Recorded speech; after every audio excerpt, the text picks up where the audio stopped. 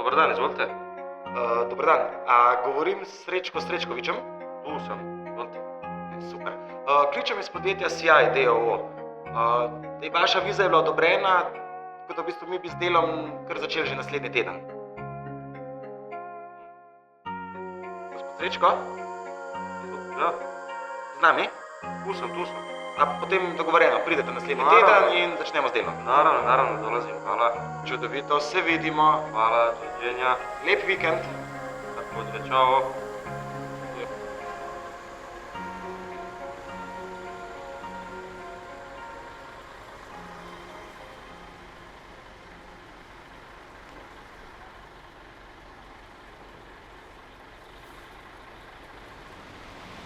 Oprosti, samo sekundu. Imam jedno pitanje. Ne znate možda gdje je Činžarova ulica 6? Tražim neku firmu, zove se Sjaj. Ne razumem.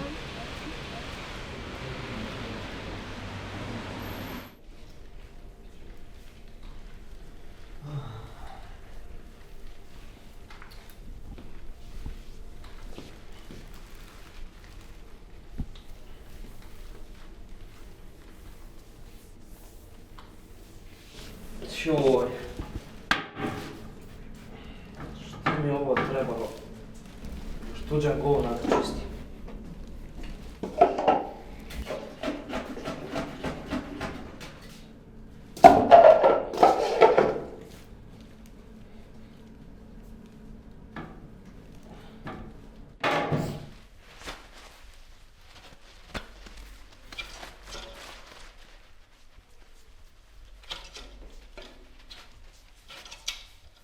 Joj, ne mogu više. Kakav je ovo život, šta je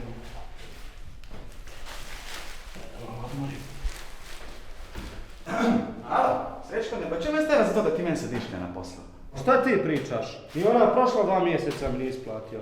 Pa ne zanima me plaća, dokle mi uzeti čisto koliko moj Ferrari ima da čutiš i radiš, dobro? Ma šefe. Ni šefe, kle! Če ti kaj ne všeč, spakiraj stvari i vozi, a? Vozi ti tvoj Ferrari.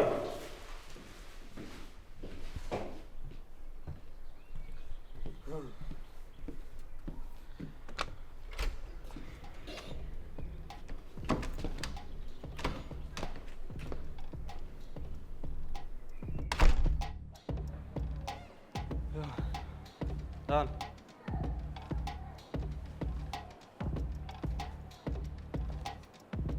Može jedna viljemuka. Pa pardon? Nema veze, sve je u redu, može samo jedna krpa, sad ću ja to. Ne, ja ću, u redu je. Samo vi svojim poslom. Dosta vi radite. Kva je neki ni tvoj dan, a? Ako ćemo iskreno i nije. Šta je, posao žena?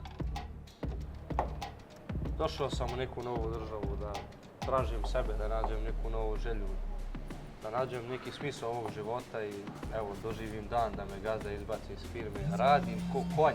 Čekaj, izvini. Ovo mi je nešto hitno oko posla.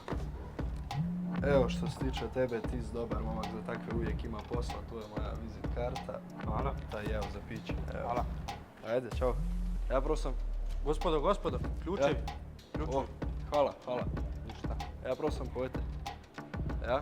Uspješno, čuj.